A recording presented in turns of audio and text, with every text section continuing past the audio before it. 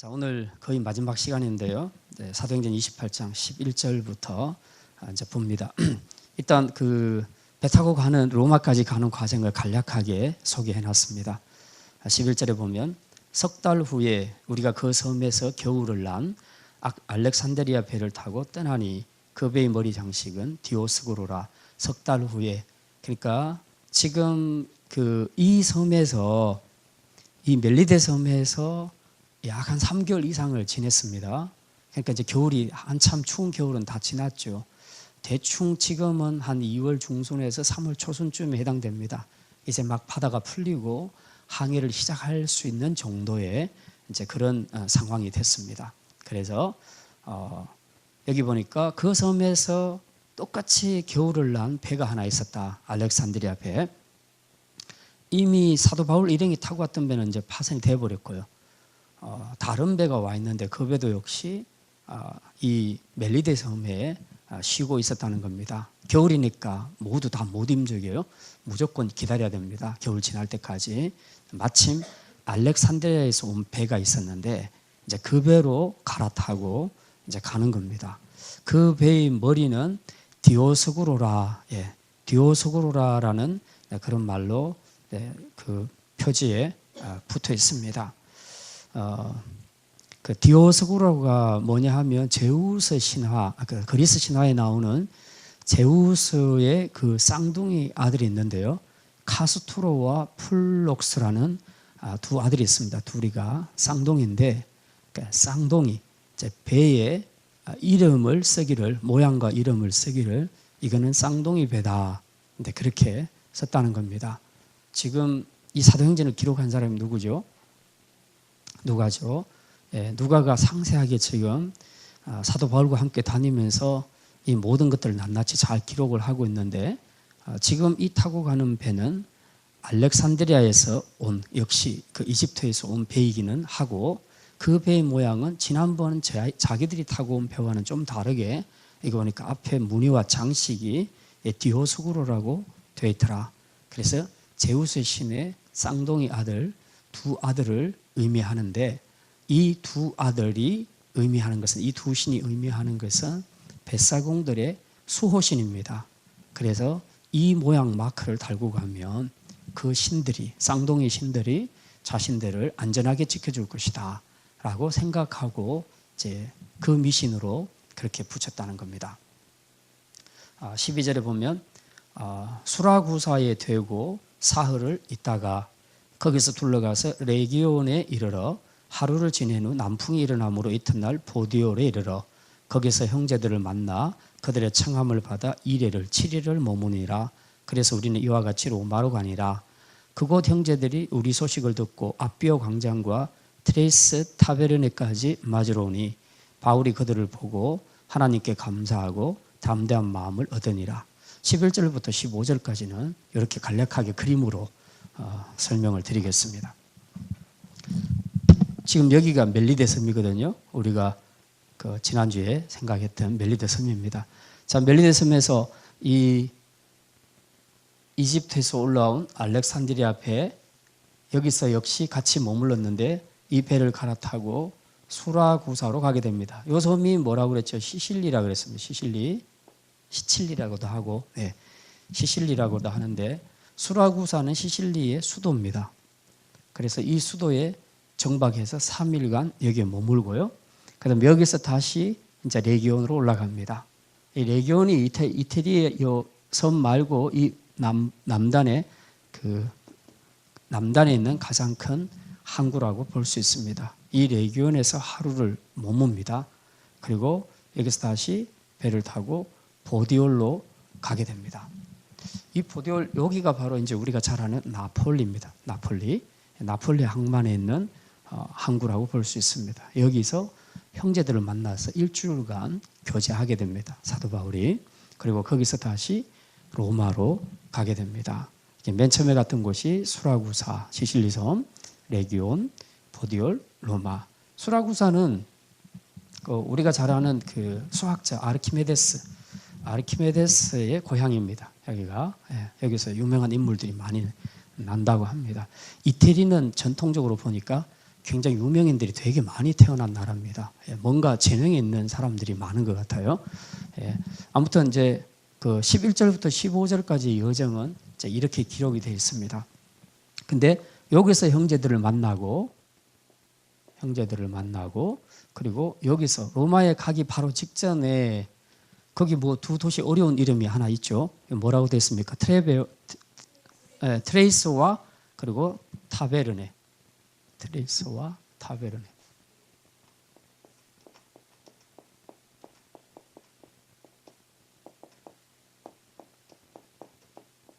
이게 try, 영어의 three라는 뜻입니다.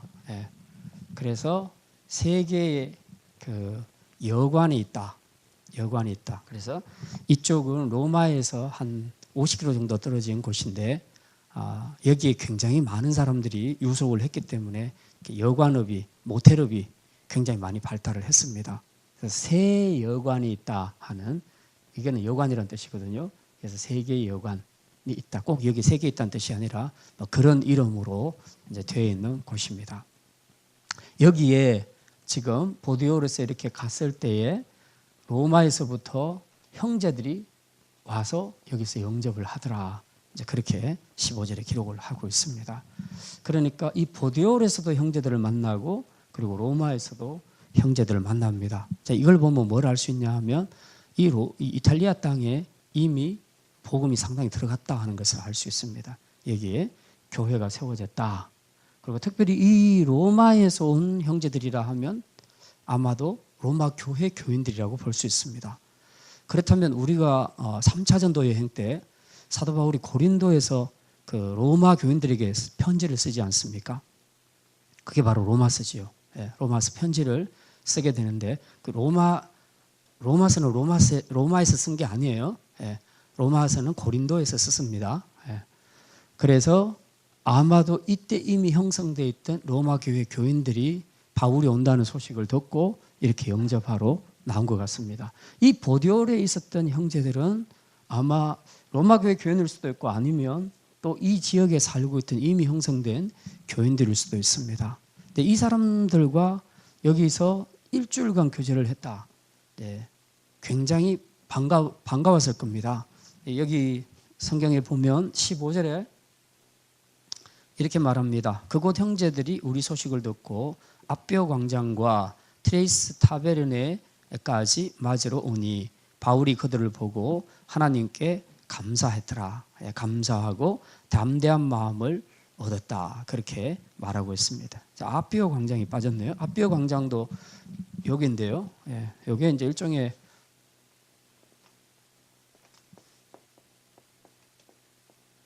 아뼈 광장은 큰 시장입니다. 무역시장입니다. 무역시장. 조그마한 야시장이 아니고 큰 시장입니다. 그 로마에서 굉장히 가까워요. 그러니까 로마로 들어갈 때 이 시장을 통과해서 이제 들어갑니다. 그래서 무역들이 여기서 많이 이루어지게 되죠. 그러니까 거의 50km, 60km에 있는 이 지역까지 사도 바울을 지금 맞으러 왔다는 겁니다. 자, 그런데 아까 15절에 보니까 사도 바울이 이 형제들을 만나가지고 그들을 보고 하나님께 감사하고 담대한 마음을 얻었다. 그렇게 말합니다. 하나님께 감사했다는 것은 무슨 얘기입니까? 뭐 여러 가지로 지금 어쨌든 로마에 지금 도착을 했습니다. 아주 우여곡절 끝에 로마에 도착했을 때 그 마음 안에 감동이 굉장히 컸겠죠. 드디어 내가 로마 땅을 밟는구나. 하나님이 약속하셨는데 그 약속대로 내가 드디어 로마 땅을 밟게 됐구나. 그래서 하나님 앞에 감사했을 것이고 또 이 두 지역을 통해서 그 믿음의 형제들을 만나게 되잖아요. 만났으면 그냥 막 좋아서 그냥 그렇게 교제만 했겠습니까? 또 함께 기도하고 서로 위로하고 격려하고 그렇게 했겠죠. 그러니까 이제 담대한 마음을 얻게 됐다. 위로로 받고 그리고 이제 하나님께서 이렇게 동역자를 붙여주셨으니까 내가 또 여기서도 끝까지 하나님 앞에서 맡은 사역을 잘 감당해야 되겠다 하는 마음으로 이제 담대한 마음을 갖게 된 겁니다. 16절 우리가 로마에 들어가니 바울에게는 자기를 지키는 한 군인과 함께 따로 있게 허락하니라. 이제 바울은 죄수의 몸이지만 그 감옥 안에 들어간 게 아니고요. 사실상 이것은 가택연금에 해당됩니다. 그래서 그냥 그 자기가 자기 돈으로 자기가 연금될 그 집에 들어가는 겁니다. 돈 내고, 우리로 말하자면 전세, 돈을 내고 나 이 집에서 있겠다라고 선택하면 거기서 이제 밖으로는 못 나가고 그 집 안에서만 있게 되는 이런 형태의 연금입니다. 그러니까 감옥에서 갇힌 거하고는 조금 달라요. 자, 그러다 보니까 여기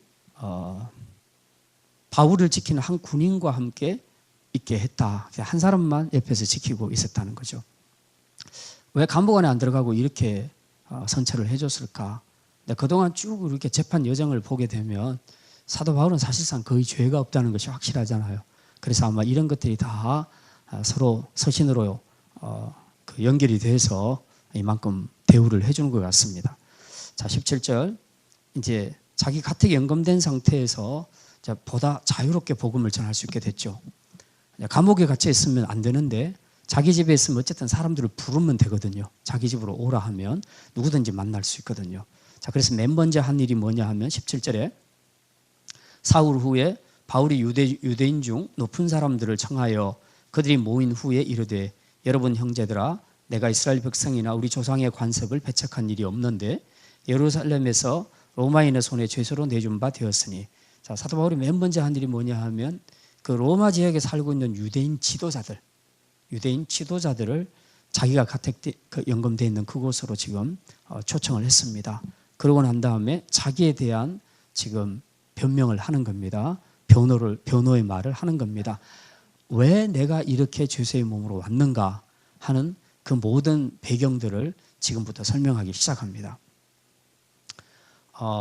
나는 우리 조상들의 관습을 배척한 일이 없다.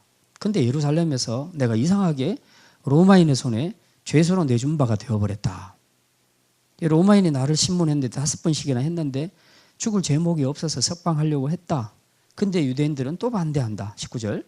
유대인들은 계속 반대했다. 그래서 이러다가는 내가 죽을 것 같아서 나도 할 수 없이 로마 시민권을 행사해서 나 가이사에게 상소하겠다고 말했다. 나는 이건 내 민족을 고발하는 것이 아니고 지금 나의 결백을 주장하려는 것이다. 그리고 이제 여기에는 그 가이사 앞에 서서 복음을 전하겠다는 자기의 뜻도 숨어 있죠. 20절에 이러므로 너희를 보고 함께 이야기하려고 청하였으니 이스라엘의 소망으로 말미암아 내가 이 쇠사슬에 매인 바 되었노라. 지금 당신들을 부른 이유는 뭐냐 하면 내가 죄수의 몸이 된 것은 이스라엘의 소망 때문에 된 것이다. 이스라엘의 소망이 뭡니까? 메시아를 기다리는 거 아닙니까? 그때까지 이스라엘 백성들은 메시아가 오기를 기다렸죠. 이미 예수님 오셨고 그리고 기다리던 그 메시아가 십자가에 죽으셨는데도 불구하고 그들은 아직까지 메시아가 안 왔다고 생각을 하는 겁니다. 지금 2017년 지금에도 그들은 메시아를 기다리고 있습니다. 이게 이스라엘의 소망이죠. 자, 바로 그 소망이죠. 그 소망 때문에 내가 이 쇠사슬에 매인 바 되었다. 무슨 말입니까? 바로 우리가 기다리던 그 메시아가 오셨다는 거죠. 바로 그분이 예수님입니다. 그 예수님을 전하는 것 때문에 내가 이렇게 쇠사슬에 매였다라고 그렇게 말하는 겁니다. 자, 그랬더니 21절에 그들이 이렇게 말합니다. 우리가 유대에서 네게 대한 편지도 받은 일이 없고 또 형제 중에 누가 와서 네게 대하여 좋지 못한 것을 전하든지 얘기한 일도 없느니라. 우리는 너에 대해서 아무것도 모른다. 뭐 편지도 못 받아봤고 누가 너한테 대해서 안 좋은 말 하는 것도 들은 적도 없다. 아무것도 모른다. 그런데 22절 그런데 우리가 너의 사상이 어떠한가 좀 듣고 싶다. 왜냐하면 이 파에 대해서 이 파가 뭡니까? 기독교파죠. 이 기독교파에 대해서는 어디든지 반대를 받는 줄 알기 때문이라. 뭔지 모르겠는데 네가 믿고 있는 이 기독교인들은 자꾸만 사람들에게 지금 반대를 받고 있다. 사람들이 반대하고 있다. 근데 그것 좀 알고 싶다. 그래서 그 사상에 대해서 한번 듣고 싶다. 그러니까 이 사람들은 어떻게 보면 어떤 선입견이 없이 그냥 이제 한번 들어보자고 하는 거죠.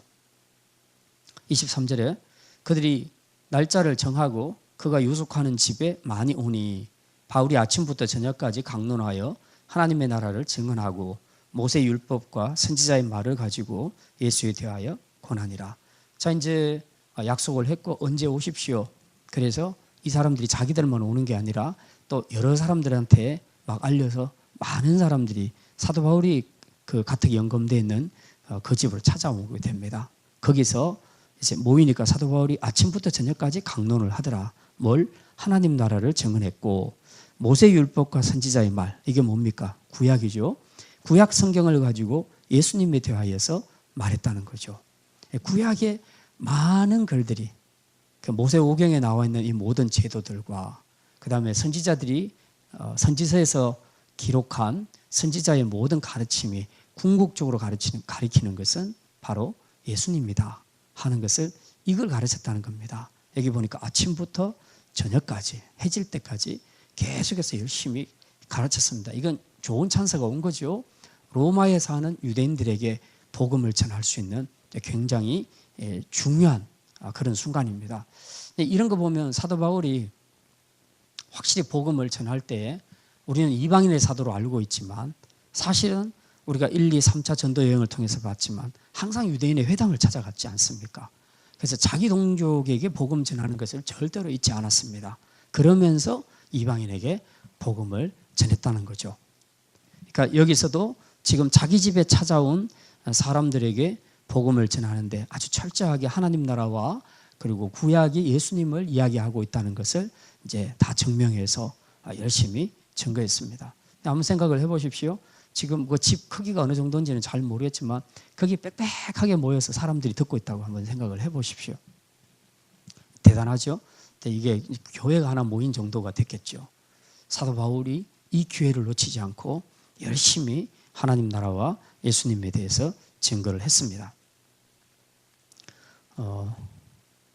그 다음 이제 그들의 반응입니다. 24절. 그 말을 믿는 사람도 있고 믿지 아니하는 사람도 있어.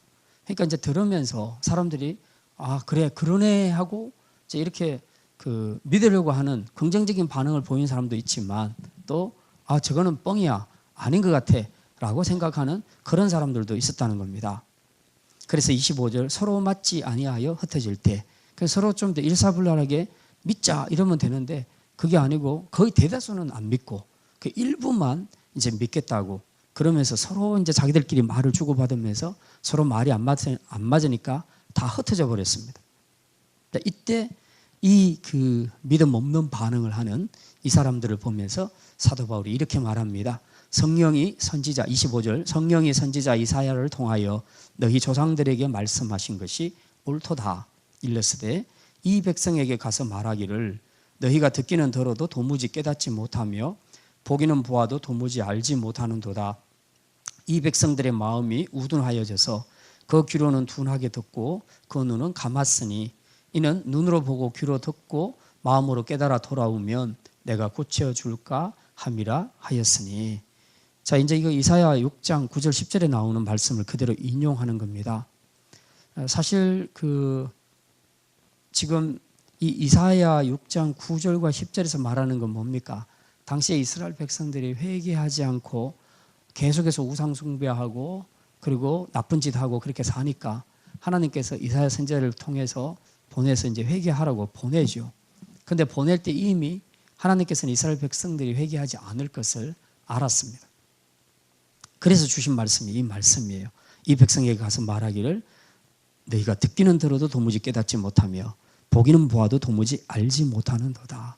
굉장히 마음이 완악했다는 얘기입니다. 이스라엘 백성들이 당시에 이사야 선지자가 이야기하는데도 안 받아들이는 거예요. 회개하라 하면 회개를 해야 될 건데 회개를 안 하고 계속해서 이 굳은 마음을 가지고 말씀을 안 받아들이는 겁니다. 그러니까 이제 말씀합니다. 이 백성들의 마음이 우둔하여져서 약해서 귀로는 둔하게 듣고 그러니까 한쪽 귀로 듣고 한쪽 귀로 흘려버리고 눈은 감아버렸다. 영적으로 봐야 될 것들을 보지 못했다는 거죠. 그래서 눈으로 보고 귀로 듣고 마음으로 깨달아 돌아오면 내가 고쳐줄까 함이라 절대로 안 고쳐준다. 네. 그래서 하나님 말씀은 똑같이 증거돼도 어떤 사람은 받고 어떤 사람은 안 받습니다. 그런데 이스라엘 백성들이 그랬다는 거죠. 근데 오늘 여기 보니까 사도 바울의 설교를 듣는 유대인들도 똑같았다는 겁니다.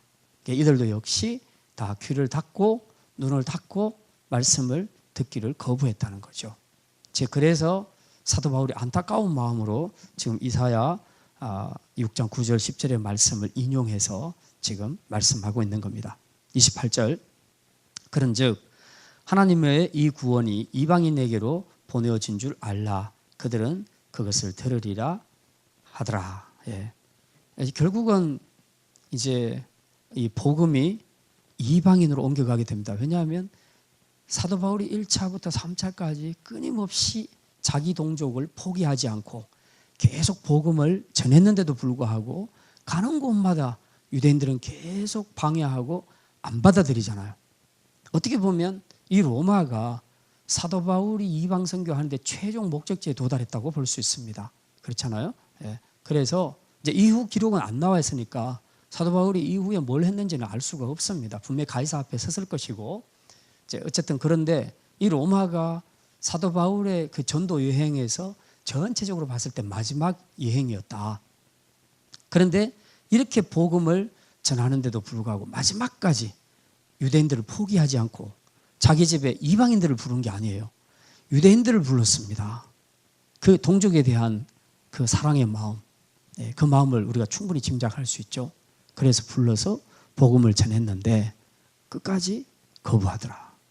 그러니 이제 너희들은 끝. 더 이상 복음은 너희에게 없다. 이제는 이방에게로 옮겨야 되겠다. 하나님이 그렇게 작정하신 겁니다. 그래서 28절 말씀이 그거죠. 하나님의 이 구원이 이방인에게로 보내어진 줄 알라. 그들은 그것을 들으리라. 그래서 이스라엘은 복음을 거부한 대가로 이제 복음이 그때부터 이방인에게 전격적으로 열리게 됩니다. 그리고 이제 사실은 이런 것들 때문에 지금 우리 한반도 땅까지 복음이 들어왔죠. 예. 자, 이제 오늘 내용은 여기까지입니다. 자, 이제 오늘 주신 말씀 생각하면서 우리 함께 잠깐 말씀 생각해 보겠습니다.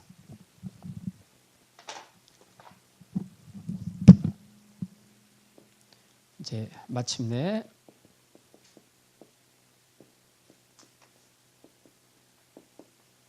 로마에 도착하게 됩니다. 사도 바울은 우리가 길게 1, 2, 3차 전도 여행을 통해서 봤고 그리고 마지막 3차 전도 여행 뒤에 로마로 오기까지 그 무수한 재판의 과정을 봤습니다. 재판 5번 받았죠. 체포되고 또 투옥되고 또 많은 핍박도 받고 그렇게 했지만 어쨌든 이제 이 5번의 재판, 지루한 5번의 재판 과정을 거쳐서 이제 드디어 조세의 몸으로 이제 배를 타게 됩니다. 배를 타고 그냥 순적하게 잘 온 것이 아니고 보니까 태풍 유라굴로 때문에 엄청나게 고생을 많이 하게 됐죠. 거의 죽음의 위기까지 갔습니다. 사도 바울뿐만 아니라 거기 탄 사람들도 다 마찬가지죠. 자, 그렇게 해서 결국은 마지막에 멜리데 섬에 도착해서 이제 여기로 해서 마지막 로마로 들어오게 됩니다.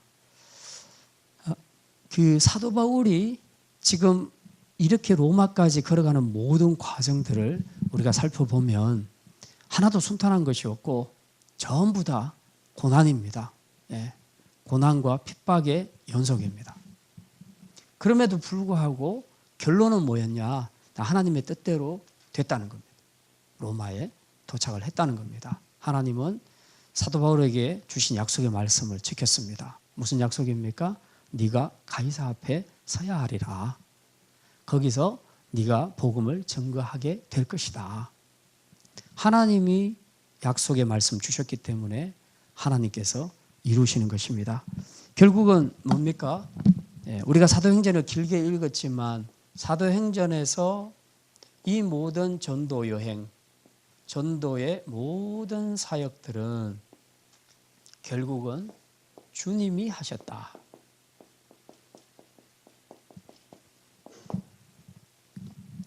사도 바울은 결단했고 순종했지만 그러나 사도 바울의 앞길을 인도하신 분은 하나님이셨고 그리고 약속을 지켜서 로마에 도착하도록 하신 분도 하나님이시라는 겁니다. 우리가 이제 이 약속의 말씀이 이루어졌다는 것은 굉장히 큰 의미를 갖습니다. 사람이 그 약속의 말씀 없이 뭔가를 기대하고 계속 앞으로 전진한다는 것은 굉장히 부담스럽고 그리고 굉장히 겁이 납니다. 두려움이 있습니다.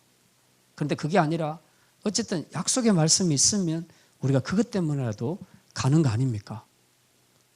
우리가 지금 삶이 굉장히 힘들어도 내가 이 적금 붓고 우리 아이 잘 시켜서 공부 잘 시켜서 이 애가 성공해서 나중에 성공하게 되는 그 목적이 확실하게 된 그 소망을 가지게 되면 지금 삶이 힘들어도 잘 이겨낼 수 있죠. 근데 아들을 보니까 소망이 없다. 예. 뭐 공부도 안 하고 맨날 놀고 있고 저러니 소망이 없다. 그러면 진짜 하루하루 똑같은 고생을 하는데 하루하루에 그 삶이 너무 고달프고 정말 희망이 없지 않습니까? 하나님께서 사람도 아니고 하나님께서 약속의 말씀 주셨습니다. 약속의 말씀.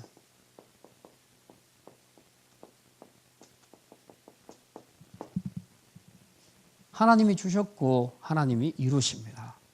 맨 처음 주신 약속의 말씀 뭡니까? 사도행전 1장 8절 말씀. 그리고 나중에는 네가 로마의 가이사 앞에 서리라. 이 약속을 주신 분이 하나님이시라는 거죠. 사도 바울이 로마에 무사히 도착했는데 그 모든 우여곡절을 생각하면 정말 이 사람은 운이 좋은 사람이야. 그냥 살 사람이었어. 살 운명이었어. 이렇게 볼 것이 아니고 운이 좋아서가 아니라 하나님이 이 약속의 말씀을 이루시기 위해서 사도 바울을 끝까지 지키시고 보호해 주신 것입니다. 약속의 말씀 때문에 하나님이 보호하시고 인도하셨다는 것입니다.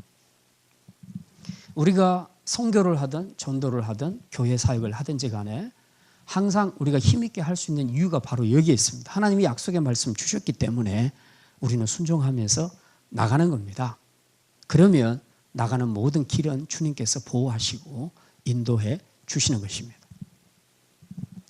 또한 하나님께서는 두 번째로 함께 동역자를 통해서 위로와 용기를 얻게 하십니다. 아까 여기서도 7일 동안 머무를 때 보디올에서 형제들과 함께 교제했죠. 여기서 말씀과 기도의 교제 엄청나게 했을 겁니다. 사도 바울이 그냥 먹고 놀지는 않았을 거라고요. 여기서도 얼마나 큰 힘을 얻었습니까? 자, 그 다음에 여기 트레이스 타베른에 여기 가서도 그 마중 나온 사람들과 함께 또 교제했습니다. 그들을 보는 순간 사도 바울이 맨 먼저 하나님 앞에 감사했습니다. 하나님 감사합니다. 내가 무사히 로마에 도착하게 해주셔서도 감사하고 또 이 믿음의 형제들 나 여기 있는 줄 몰랐는데 이 사람들이 어떻게 알고 나를 마중 나왔네요. 하나님의 백성들은 정말 여기도 있군요. 하나님이 보내주셨군요. 감사하게 된 거죠. 그리고 교제하는 가운데 큰 힘을 얻게 된 겁니다. 지금 로마의 통치 아래에서 기독교인들이 신앙생활을 한다는 것이 얼마나 힘든 일입니까? 그런데도 불구하고 끝까지 믿음으로 지켜가는 그 형제들을 만나는 것만으로도 엄청나게 자기에게 위로가 되는 것이죠. 힘이 되는 것이죠. 그래서 그가 15절에 보니까 담대해졌더라. 그렇게 말합니다. 하나님이 일하신 것, 약속의 말씀 이루시는 것 받고 또 동역자를, 형제들을 통해서 위로하게 하셨으니 이제 다음 사역은 걱정할 필요가 없는 겁니다. 지금까지 이렇게 하셨던 하나님이 앞으로도 계속 인도해 주실 것이라는 확신을 갖게 된 거죠. 그래서 그때부터 더 담대하게 복음을 전하죠. 그러니까 자기 새방에서 사람들을 불러 모아서 복음을 전하지 않습니까? 바로 이런 거죠. 우리가 하나님 앞에서 전도나 사역에 있어서 우리가 낙심하거나 좌절하고 싶은 때도 굉장히 많지만 포기하고 싶을 때도 많지만 결국 전도는 내가 하는 것이 아니고 주님이 하신다는 거, 그리고 하는 과정에서 하나님께서 형제 지체들을 통해서 위로해 주신다는 거, 용기를 주신다는 거 생각한다면 우리가 포기하지 않고 끝까지 믿음으로 나가야 할 것입니다. 자, 그다음에 이제 우리가 복음을 전파하는 데 있어서 이제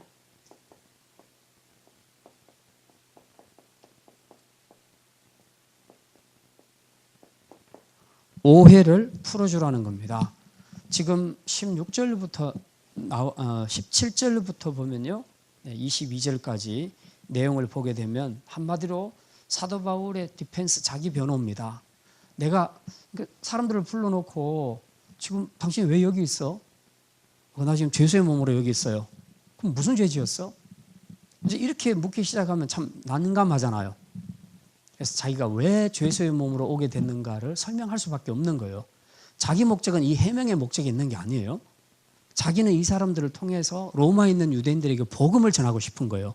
근데 복음을 전해야 되는데 자기가 죄수라는 이 신분 자체가 굉장히 걸림돌이 될 수 있는 겁니다. 무슨 잘못을 했길래 너 같은 사람한테 복음을 드려야 되겠냐, 이렇게 반응할 수 있는 것이죠. 그래서 불러서 맨 먼저 한 것이 자기 해명을 먼저 했습니다. 내가 여차여차해서 이렇게 내가 죄수의 몸이 됐습니다. 그런데 사도 바울이 말한 것 중에서 지금 뭘 이야기하냐면 내가 이렇게 된 것은 이스라엘의 소망 때문이다 라고 그렇게 말합니다. 20절에 너희를 보고 함께 이야기하려고 청하였으니 이스라엘의 소망으로 말미암아 된 것이다. 난 사실 우리 조상들의 관습을 배척한 일은 없다. 나는 아무것도 안 건드렸다. 근데 유대인들이, 우리 동족들이 자꾸 나를 그렇게 고발하고 했다. 그래서 부득이하게 내가 로마 시민권 행사를 해서 결국은 내가 이렇게 가이사에게 상소를 했고 로마까지 오게 됐다. 난 사실은 죄가 없다. 내가 여기 오게 된 것은 단 하나로 말하자면 이스라엘의 소망 때문이다. 당신들도 메시아 기다리고 있지 않냐? 나도 메시아를 기다렸다. 근데 그 메시아가 오셨다. 이것 때문에 내가 죄수되었다 하는 것을 자세히 풀어서 지금 설명을 하고 있습니다. 그랬더니 그 사람들이 뭐라 그럽니까? 몰라, 우리는 너한테 대해서 나쁜 소식 들은 바가 없어. 그러니까 그런 건 너무 신경 안 써도 돼. 그냥 네 사상이 뭔지는 좀 알려줘. 이렇게 된 거예요. 대화가 아주 쉽게 잘 풀리게 된 겁니다. 우리가 이제 복음을 전하면서 좀 신경 써야 될 것이 그겁니다. 많은 경우에 사람들이 복음을 들을 때에 이미 자기가 가지고 있는 그 기독교 혹은 복음에 대한 어떤 선입견, 편견들이 있습니다. 그래서 복음을 전해보면 무조건 안 들으려고 하는 사람들이 있습니다. 근데 무조건 안 들으려고 하는 사람들의 그 이유들이 사람마다 좀 다른데 이유들이 있어요.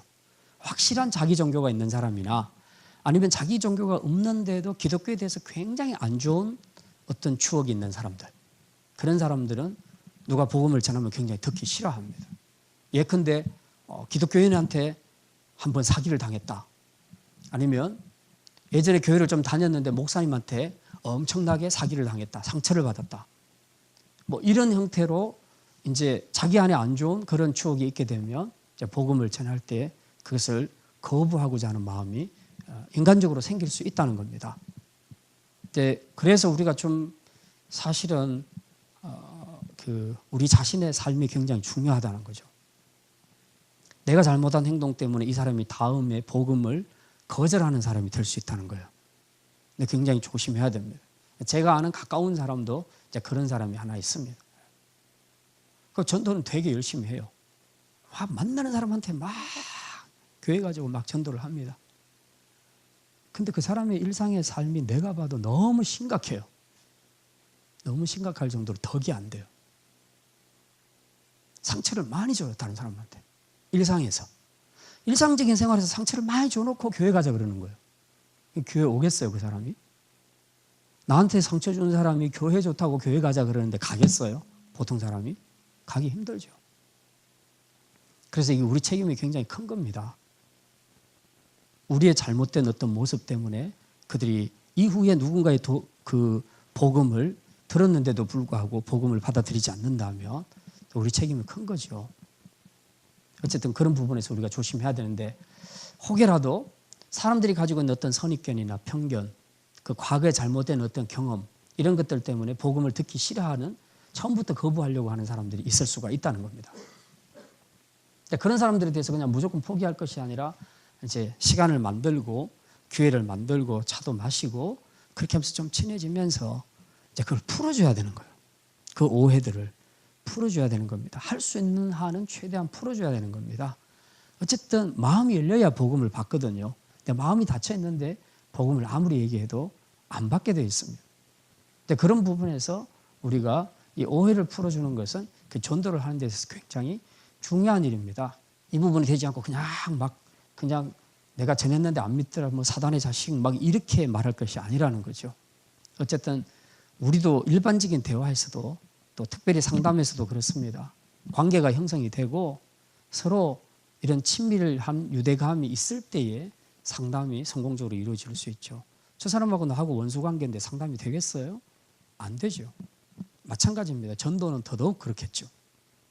그래서 우리의 행실도 조심을 해야 되고 또 혹시 그런 과거가 있는 사람이 있다면 이제 우리가 어쨌든 최선을 다해서 그 사람들을 만나서 그런 선입견과 오해와 편견들을 풀어줄 수 있도록 우리가 최선의 노력을 다하는 것이 이제 굉장히 중요하다는 것입니다. 자, 그 다음에 마지막으로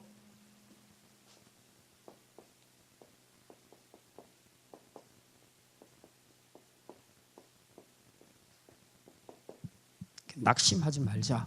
네. 자, 이제 오늘 본문은 23절부터 보게 되면요, 사도 바울이 지금 자기 집에 찾아온 많은 사람들을 향해서 복음을 열심히 전가하는데 아침부터 저녁까지 정말 열심히 복음을 전했습니다. 그런데 그 결과가 어때요? 결과가 사람들이 내가 복음을 전했는데 다 믿으면 좋겠는데 그게 아니고 아주 소수만 믿고 거의 대부분의 사람들은 다 안 믿고 떠나갔다는 겁니다. 그때 복음을 전하는 사람은 엄청 낙심되기가 쉽습니다. 우리가 이제 꼭 기억해야 될 것이 있습니다.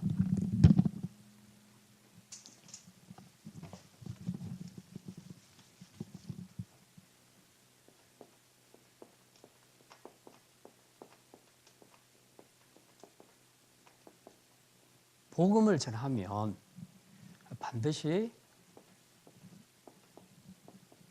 두 부류로 나누어지게 되어 있습니다. 희한합니다. 두 부류로 나눠지게 되어 있습니다. 하나는 믿는 자,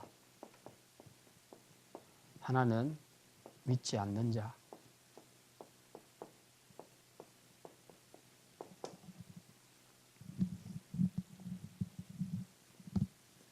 믿는 자들이 모여서 교회를 이루게 됩니다. 교회는 마지막에 하나님 앞에서 구원을 받게 됩니다. 믿지 않는 불신자들은 그대로입니다. 그리고 믿지 않는 불신자들은 마지막 날에 심판을 받게 됩니다.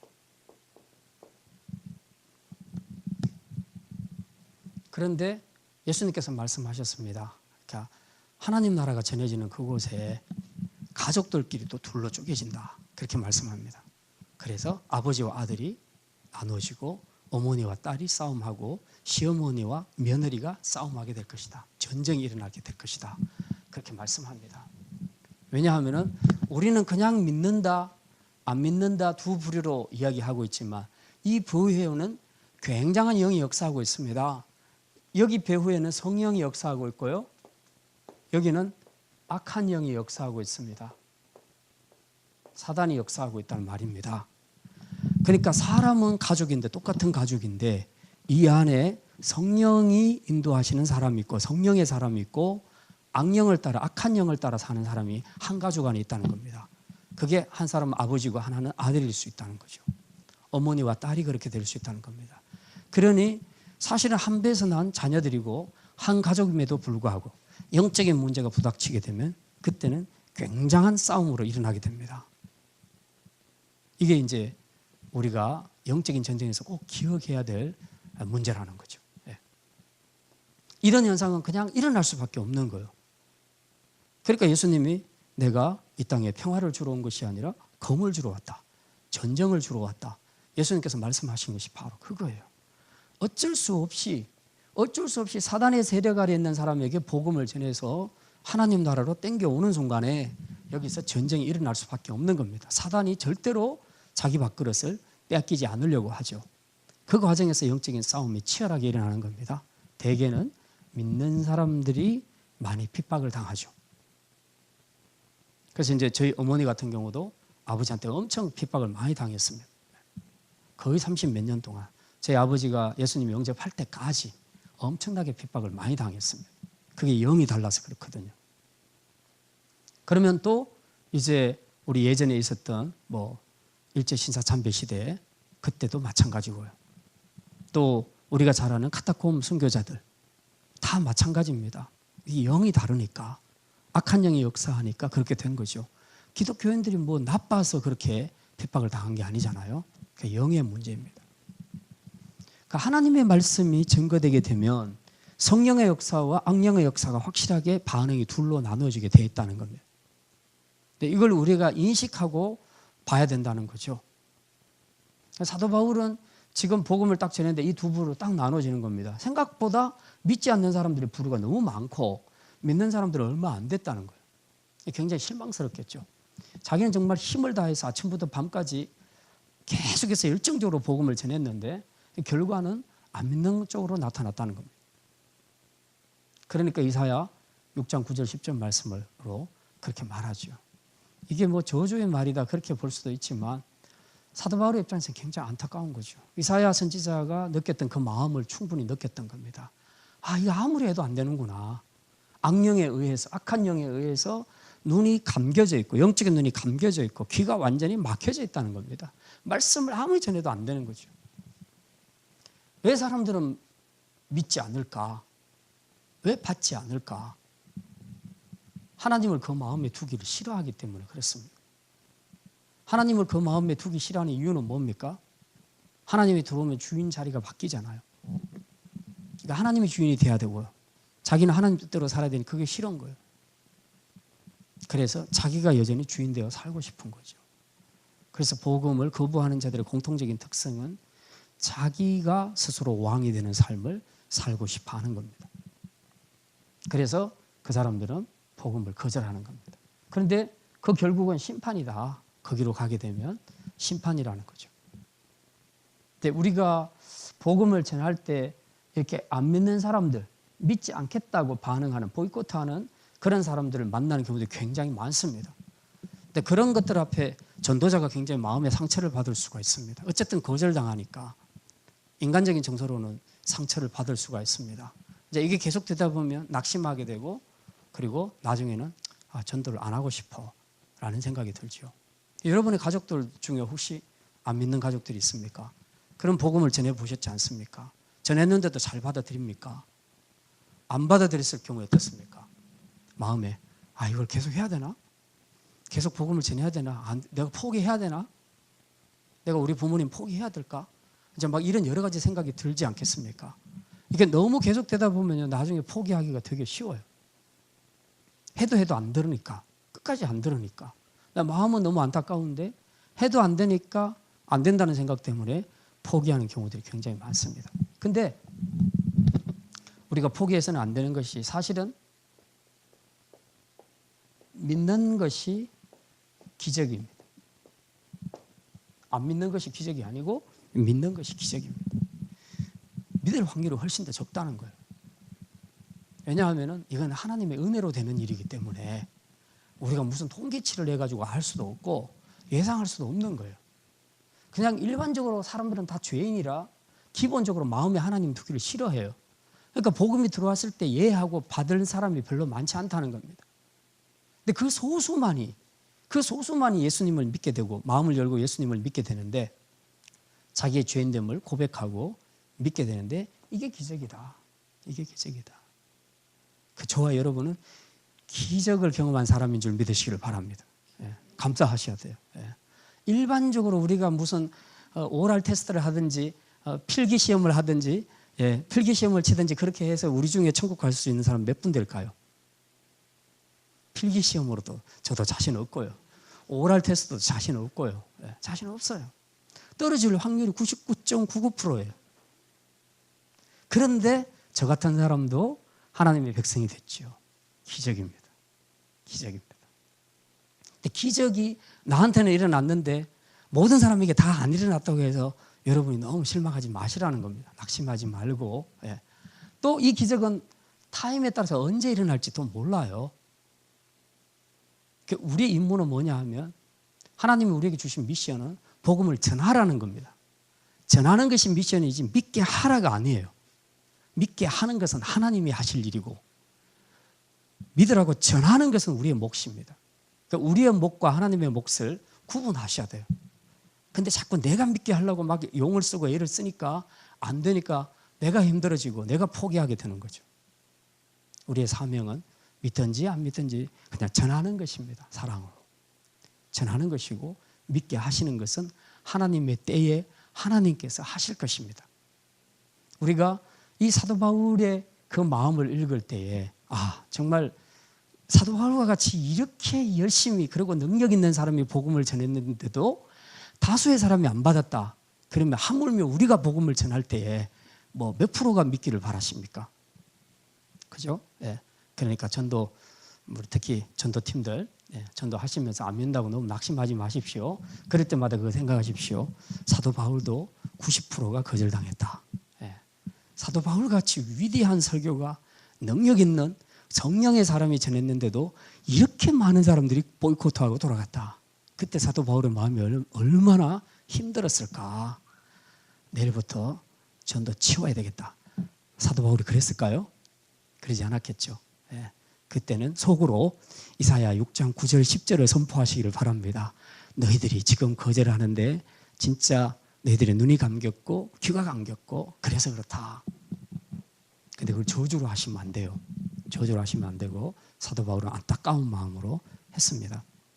끝까지 우리는 포기하지 않고 영혼에 대한 사랑의 마음을 가지고 복음을 전하는 일만 성실하게 그 미션을 잘 감당하시면 믿게 하시는 것은 하나님의 때에 하나님께서 해 주실 것입니다. 하나님의 선한 역사를 우리가 끝까지 신뢰하면서 믿음으로 끝까지 앞으로도 우리에게 이어질 사도행전의 이 미션을 신실하게 잘 감당할 수 있는 우리 성도들이 다 되시기를 주님의 이름으로